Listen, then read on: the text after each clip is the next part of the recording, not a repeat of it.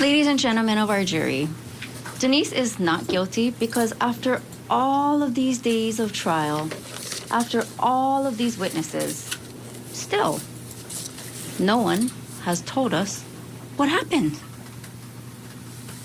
Not one person has explained to us how Abigail Lobish died. During jury selection, we talked a lot about things that happen outside of court versus in court, how we act outside of court versus in court, the rules that apply in court. And you folks all agreed to follow the rules in court. We are now in that courtroom. The government has accused Denise of causing Abigail Lobish's death. And so the government has the full burden to prove that beyond a reasonable doubt. The government must convince you beyond a reasonable doubt. Not, oh, it must have happened this way. Not, I think it could have happened this way. Not, it probably happened this way. The government needs to prove it beyond a reasonable doubt. Your decision must be based on the evidence or the lack of evidence. It cannot be based on the prosecutor's closing statement, it must have happened this way. She must have given it.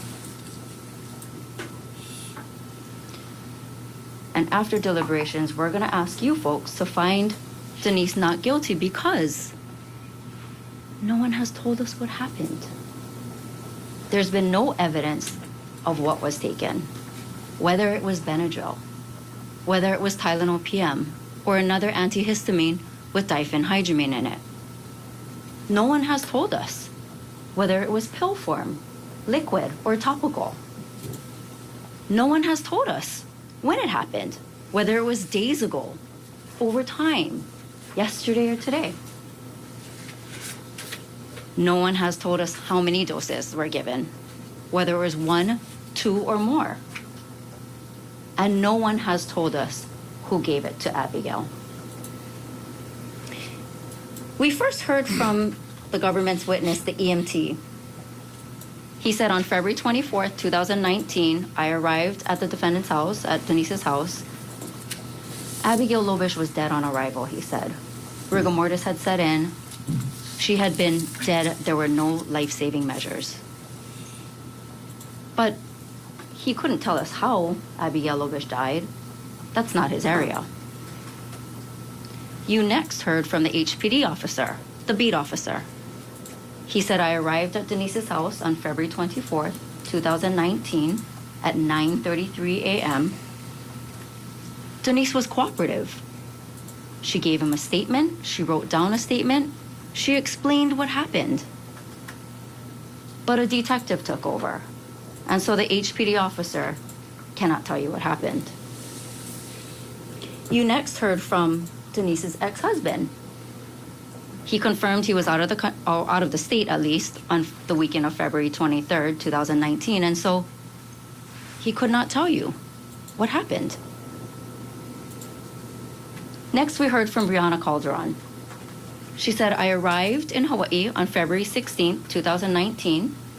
Ariana came sometime after me.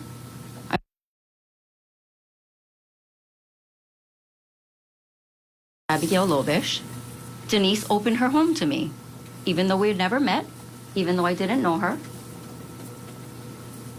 But, she said, I never saw Denise gave any medications to Abigail. And so Brianna could not tell us what happened.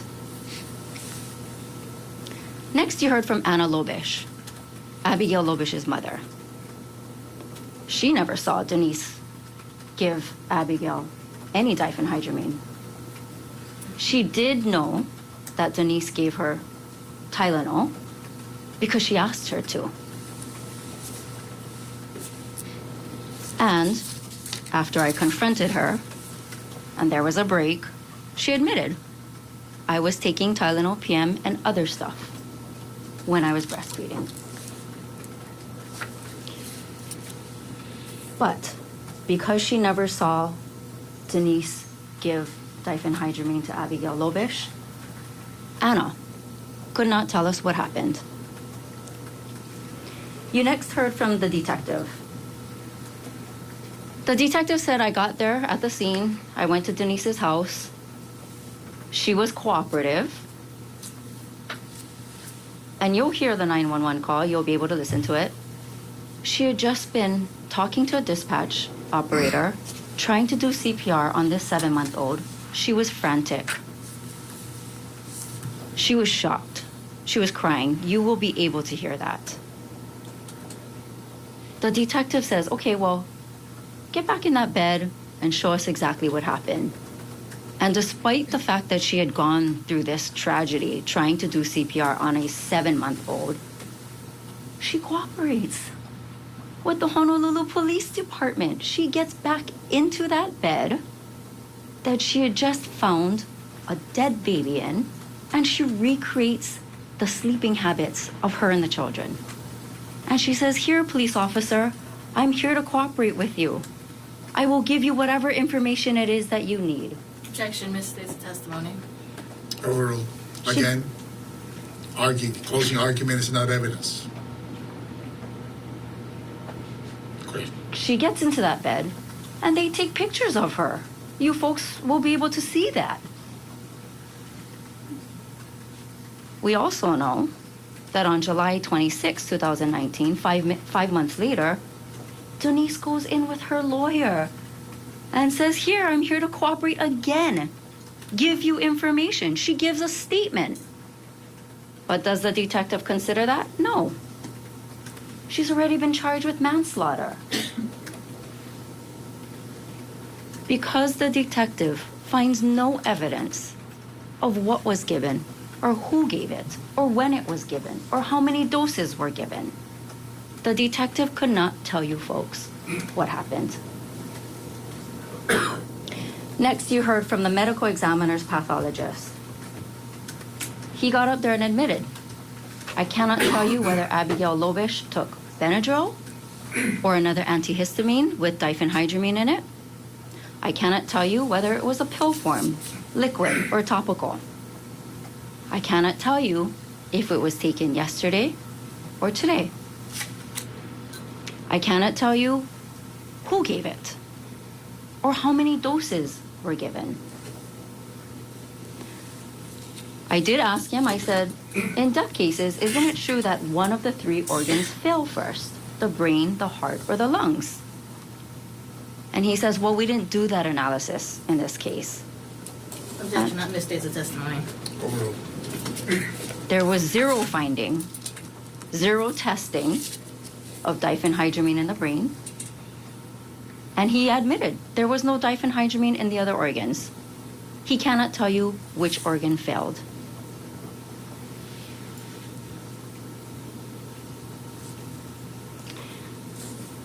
Now, based on forensic pathologist testimony, well, what are we looking at? Was it liquid? Well, let's see what he says. We examined the stomach. There was nothing other than a white liquid. And according to the pediatrician, if what was given was an adult-sized dose, because we don't know whether it was adult or child, if it was an adult-sized dose, there would have had to be a massive amount of liquid in her stomach. So it can't be liquid. Well, is it a pill? Based on pathologist testimony. Again, he found nothing in the stomach other than the white liquid. No pills, no evidence of them. Pathologists and forensic toxicologists both agree, even if you believe that the toxicologist is not credible, they both agree topical is absorbed differently. And everyone agrees we cannot tell you what the lethal amount is or how it's absorbed. Next, you heard from pediatrician. Pediatrician testified about an article called Death of a Child from topical diphenhydramine. It was very important, and I read this to him, he agreed. The conclusion of this article or case study was, had it been presumed that the child was administered oral diphenhydramine, the manner of death very likely could have been determined a homicide. And I said, why was it important for us to know that that child in that case study was given topical diphenhydramine instead of oral? And he said, because the blood content level was very high. It was 1,060 nanograms per milliliter. Oh, this is interesting. What this defense attorney is sharing. Is it convincing you? Let me bring in our legal analyst guest this hour. She's a practicing criminal defense attorney and a former prosecutor, Nicole DeBoard, on the show. Good morning, Nicole. Tell us your impressions so far of what the defense attorney is laying out for this jury in close. I think she's doing an excellent job. You know, this is such a horrific case. I mean, everyone can envision just the horrible tragedy of losing a child, of finding a child deceased, and then trying to go into the next steps of what the investigation might look like. And this defense attorney is very calmly separating that emotion from what are the facts that this jury has actually heard in terms of whether or not the proof that the government must bring is there. And she's being very methodical about it. You know, I think she's doing what she has to do in a very difficult case. Yes, yes, Nicole. Hard facts to contend with, no doubt, as you said.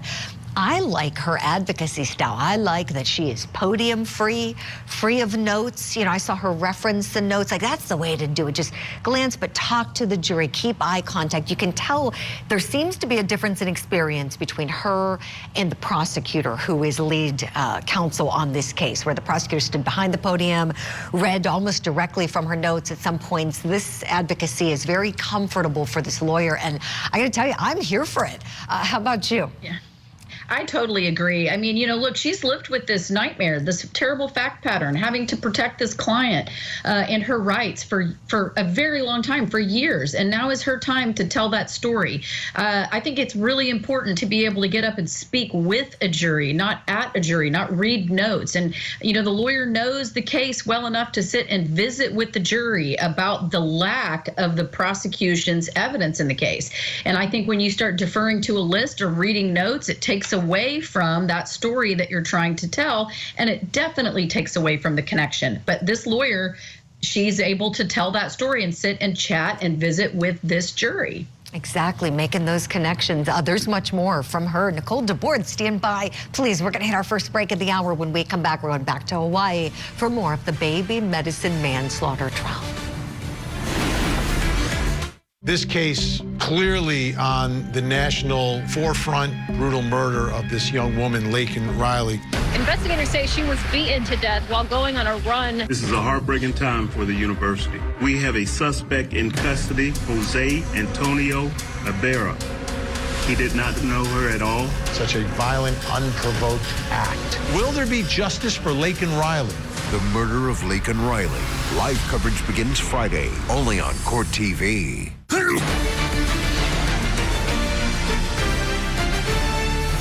Welcome back to Court TV Live. I'm Julie Grant. We're in day 2 of jury deliberation, set to officially kick off at 2 p.m. Eastern Time in Hawaii. This is the baby medicine manslaughter trial. Defendant Denise Dixie Villa, accused in the overdose death of 7-month-old baby Abigail Lobasich. Let's get you back in the courtroom now, where Villa's attorney is making her closing arguments.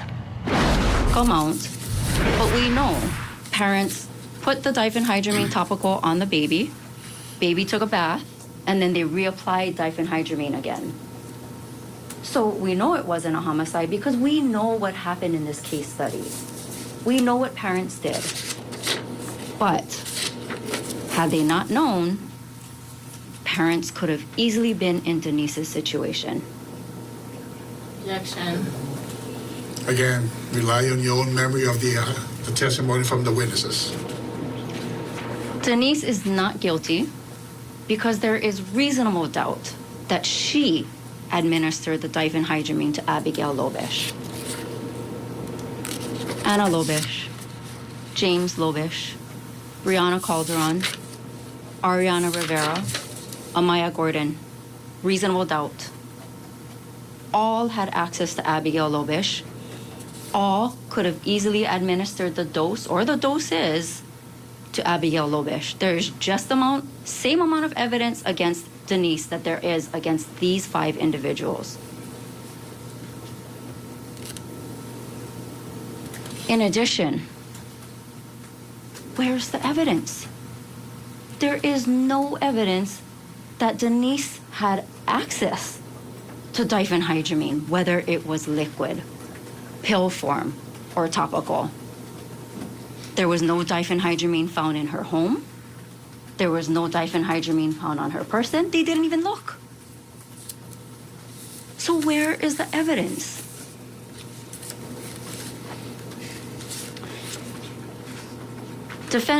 Denise is not guilty because it's reasonable to believe that Anna Lobish transferred the diphenhydramine to Abigail.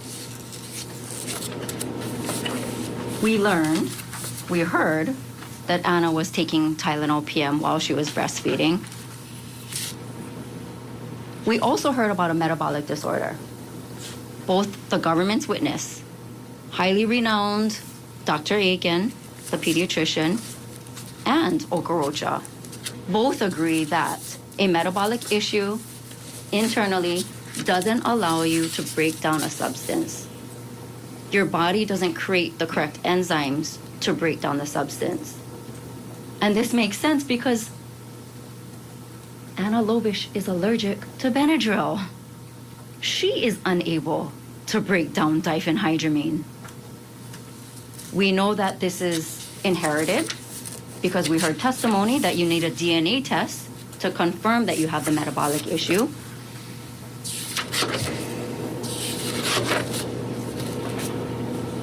So both the pediatrician and the forensic toxicologist agree that with the metabolic issue, you don't create the enzyme to break down the diphenhydramine. But when I asked Dr. Aiken, is it the same enzyme? He couldn't remember.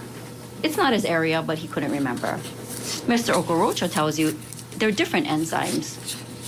So that means if she had the metabolic issue, Abigail was unable to break down diphenhydramine, but was able to break down acetaminophen, the other ingredient in Tylenol PM. Now, the government says Mr. Okorocha is not credible because of X, Y, or Z, but even if you find him not credible, the pediatrician agrees with him on the science. Mr. Okorocha can't make this up. It's science what he testified to. The government's pathologist testified for a second time. He got back up there and he said, well, I'm backing up my work. I bread-loafed the brain. My findings are accurate. But he didn't talk about the enzymes needed to break down diphenhydramine.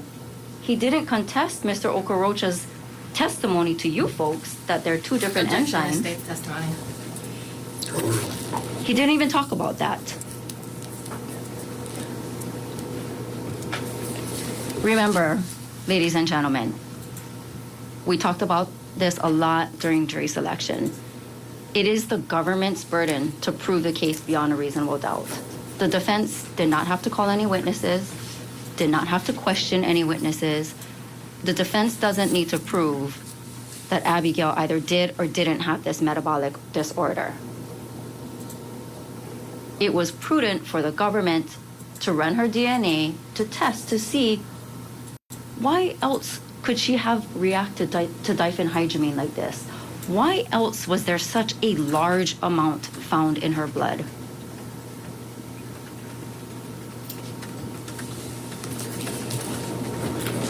You folks are the sole deciders of credibility. In other words, you guys get to decide who's telling the truth and who's not telling the truth. And we will submit to you. Anna Lobish lied on the stand. She got caught lying on the stand. First, she said, when the government's lawyer was asking her, my supply dried up. That's why I stopped breastfeeding. I got up there and I said, wait, are you sure, Miss Lobish? Are you sure you weren't breastfeeding?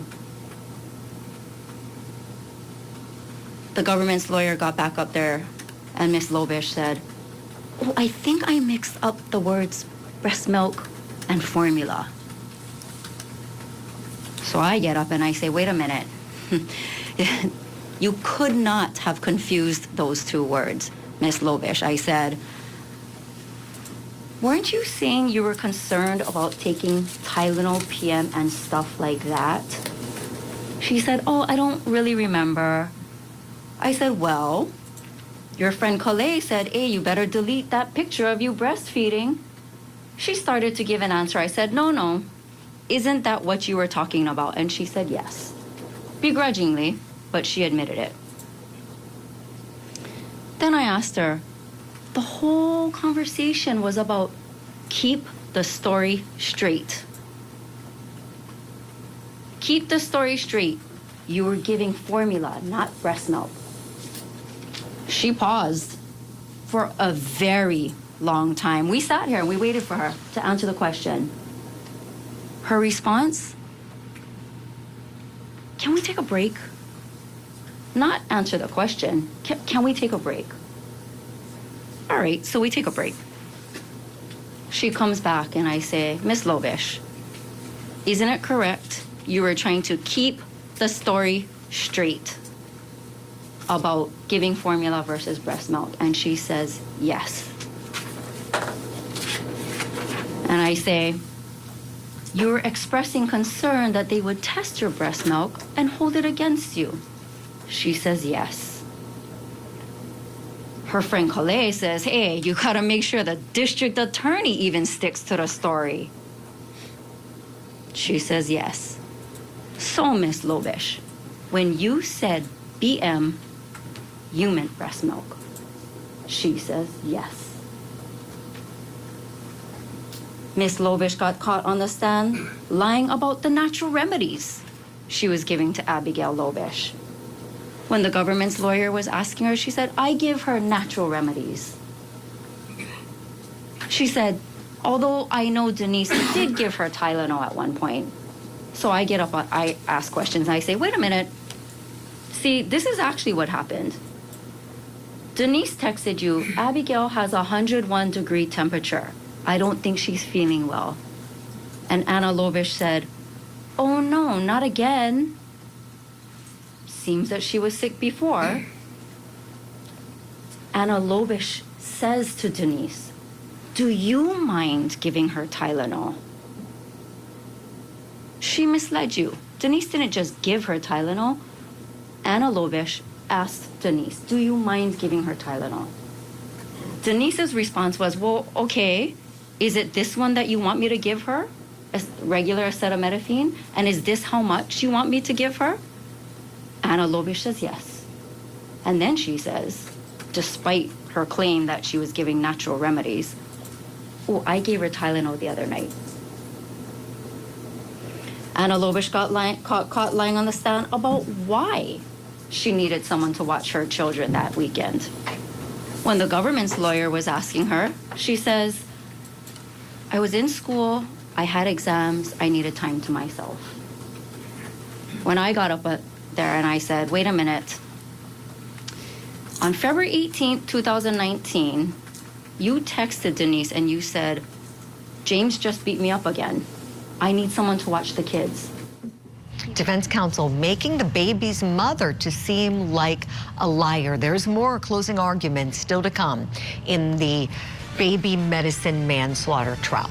Now, we have another trial, sadly involving the death of a baby happening in Georgia. This is a live look in the courtroom at defendant Chloe Driver. She stabbed her baby Hannah to death, but she says she's not guilty by reason of insanity. So we're going to show you this video live as we're getting past the court-ordered delay. Be right back. Molly.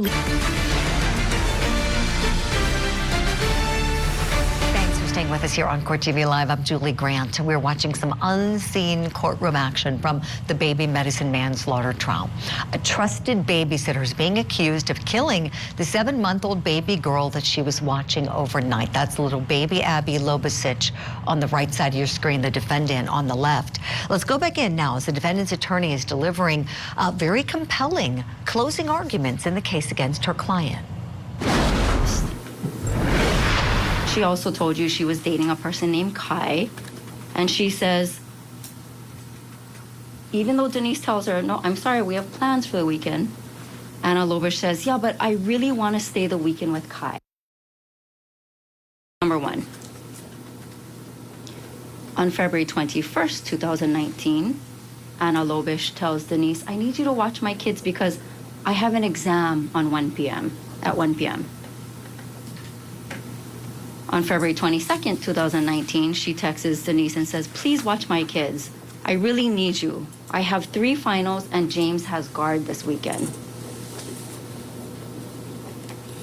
She also texted Denise saying, oh, I have a class at 10:30, but she didn't tell her it was a kickboxing class. If you folks cannot believe the witnesses, don't know which experts to believe, there's reasonable doubt because they should have tested the breast milk. They should have tested it and brought it and said, well, there is or isn't diphenhydramine in it. But the detective just says, didn't even consider it, didn't ask Anna Lobish what medication she was taking, didn't even try to test the breast milk.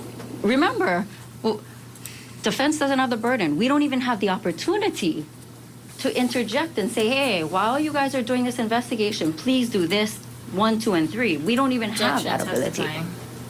Again, move on, counsel. So,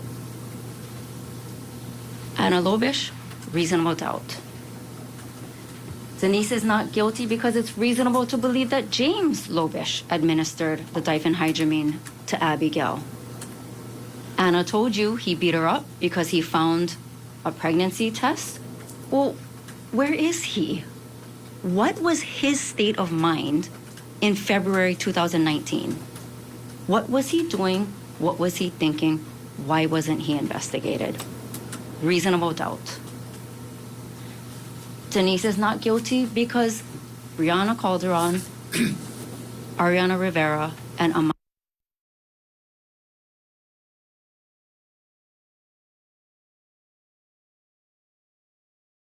Brianna testified, we all had access to Abigail Lobish all day on February 23rd, 2019, and into the night. She even testified at the pool that day. Ariana had Abigail on her chest in a vest. She walked away looking for the iPad. And what'd she say? I lost sight of her. I don't know where she went. Brianna also testified there was sunscreen put on the kids. She doesn't remember who put it on or when, but why wasn't that tested? If it was possible, why didn't the detective even ask for it? He was in Denise's house on February 24th, 2019. Didn't even think about it. Brianna testified we had access to Abigail on the night of February 23rd, 2019. We were all at the house. What she said is, I actually don't remember what time we left the house. Well, was it 7 p.m.? Was it 8 p.m.? 9 p.m.?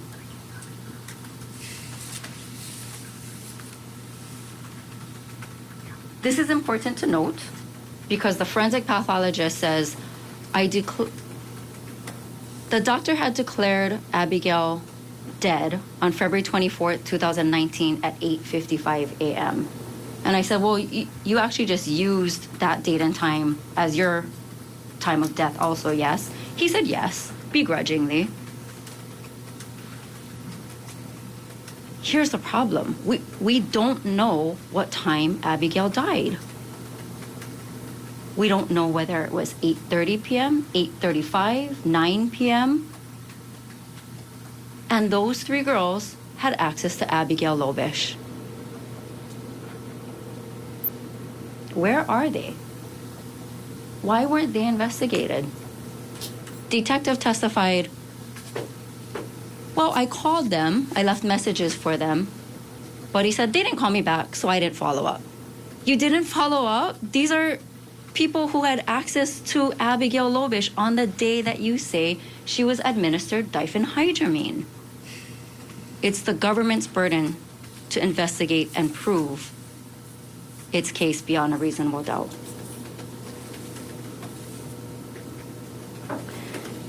So Denise is not guilty because it is reasonable to believe that any one of these individuals could have administered diphenhydramine to Abigail Lobish at any of those times. Now, even if you believe that Denise somehow gave a dose of diphenhydramine, the government has a full burden to prove this beyond a reasonable doubt. So, you're going to be able to take back with you this packet of instructions, but I am going to ask you to look at page 27, and you'll have this. You'll review it. Hopefully, you'll look at it, you'll read it, you'll discuss it.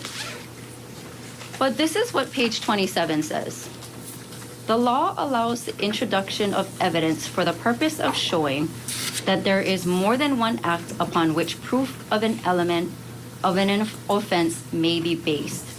In order for the prosecution to prove an element, all 12 jurors must unanimously agree that the same act has been proved beyond a reasonable doubt. Okay, what does that mean? It means all 12 of you have to find beyond a reasonable doubt that it was a pill given. Okay, which pill? Was it the children's chewables? Was it the Benadryl allergy ultra tabs? Was it the Benadryl liquid gels? Or the ZQuil liquid caps?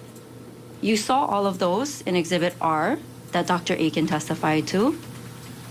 And if it were one of them, how many were given? When were they given? How were they given? Were they mashed up? Were they poured into formula? Even the pediatrician cannot say how many pills it would have taken to cause a lethal effect. According to this instruction, if you find that it was liquid form that was given, and all 12 of you must agree upon this, which liquid was it? Was it the children's Benadryl? Was it the CVS generic acetaminophen that Dr. Aiken poured into the measuring cup? And if you believe it was liquid, was it the adult form or the child form? Because if it was the adult form, Denise would have had to give that excessive amount of liquid that I held up for you folks when Dr. Aiken testified. But that's not even possible. Dr. Aiken also testified that for a 7-month-old baby, 4 ounces is a reasonable amount. There's no way she could have taken down all that liquid in that big measuring cup. It's impossible. Now, if all 12 of you agree that it was topical, which one was it? Was it the Benadryl extra strength itch relief? Was it the Benadryl extra strength topical spray? Or was it the Benadryl itch stopping cream? Or was it a gel? And when was it put on? How many doses were put? Is the defense attorney raising reasonable doubt? What do you think here? She's definitely raising doubts. Are they reasonable doubts, though? Are these doubts the jury can work past? What do you think? Hit us up on social media. Let us know your thoughts. I want to bring in our legal analyst on the show today, Nicole DeBoard, see what she thinks about this. Nicole's been a prosecutor. She's a criminal defense attorney now. So assess this first, if you would, please, Nicole. You've heard, nearly all of the arguments. There's a little bit more left from the defense attorney, but I'm curious who you found to be more persuasive in this case and why. I have to say, the defense attorney has been incredibly persuasive. She has hit on every single concern, from the missing links in the investigation all the way through the potential lies by the decedent's mother at trial. And they seemed like lies that were really designed to self-preserve, or to make sure that she did not, in fact, also become a suspect. I think there are many, many opportunities for a jury to hang their hat on reasonable doubt based on that argument. Yeah, I'm with you, Nicole. Defense counsel's good. I thought she was really sharp in the opening statements, and consistently through this trial, she's made her points. She's made them succinctly. You can tell she knows where she wants to go, what the jury ought to be focusing on. From the prosecution's perspective, drawing on your past experiences, Nicole, do you think that they may just frankly have a proof problem here? I think that's exactly what it is. I mean, the prosecutor is a step at the end of the process. And what I mean by that is that a prosecutor trying a case, they are stuck with whatever the investigation was that was done. Now, certainly the prosecutor can send detectives back out to gather more information, or try their best to get experts to help explain information that may be lacking, but they can't redo an investigation that was already complete by the time they hit the process. That said, a prosecutor has the authority to decide who to charge, how to charge, and when to charge. So really, it is a problem of the prosecution's own making. And Nicole, I appreciate that. And you're right, this is something that wouldn't be otherwise known by anybody who hasn't worked in the system and served as a prosecutor. You get what you get. How many times, I'm sure, you got a case and you're saying to your investigator, well, so you didn't do this, you didn't do that, you didn't do this, and now here we are on the eve of trial. Okay, I'm just going to take my folder in and see what happens. That is the reality. I mean, it is, you know that. And so I really appreciate that point, Nicole. It is what it is for them. Stand by kindly, if you would, please. We're going to watch the last portion of the defense closing arguments together next in the baby manslaughter murder trial. Also letting you know the baby cult murder trial back underway. We're going to be able to broadcast this live starting in our 11 a.m. hour. Everybody says I went to the wrong crowd, but I think I was the wrong crowd. Nobody in this world loves you like your parents. And he said to me, wouldn't it be cool if I killed my parents and had a party? It's gonna get out of my head. I couldn't stop. Which do you think you are? Sick and treatable, or irredeemably mad? Interview with a Killer. Season finale, Sunday, 8/7 Central. And don't miss the new season coming in 2025, only on Court TV. We're not saying that there was anything wrong with the original trial. We have been given evidence. At some point, he couldn't tell me, and he just started crying. And I said, you can tell me. What is it? Okay, was you telling Lyle what? My dad had been molesting me. And had that evidence been presented, perhaps a jury would have come to a different conclusion.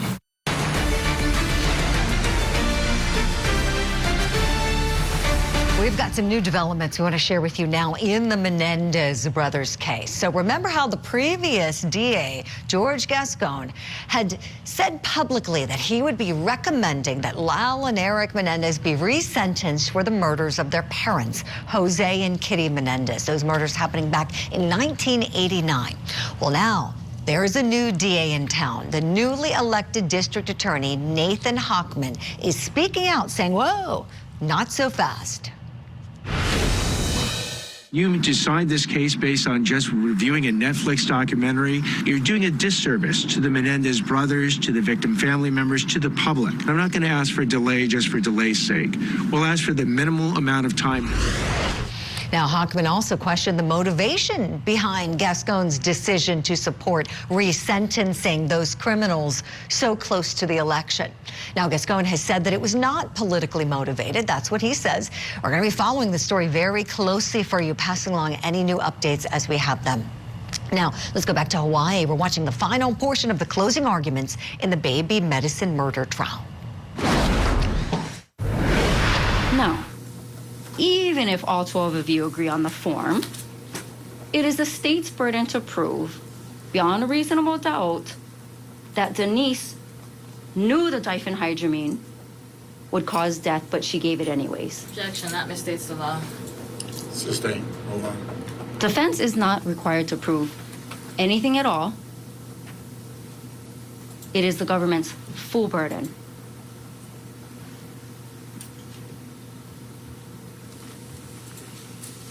The instructions ask you to consider a lesser included offense. If you cannot agree, Misstates. It's part of the instructions. if you can approach. All right, approach.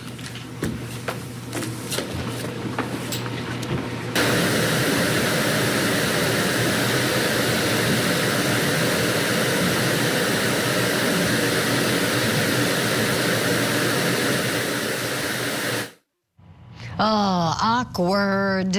Got another objection there. And there's a little more close to go. Let's watch. to manslaughter.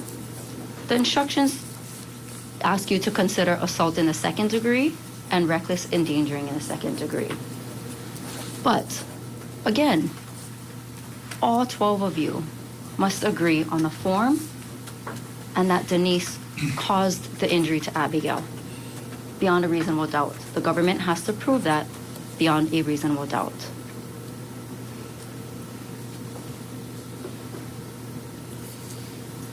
If you get to that stage and you're considering those offenses, we're going to ask you again to find her not guilty because still, no one has told us what happened.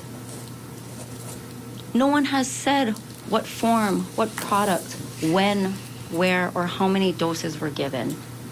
And so you will not be able to find her guilty of those offenses as well. So lastly, I want to comment about this. We all talked about it.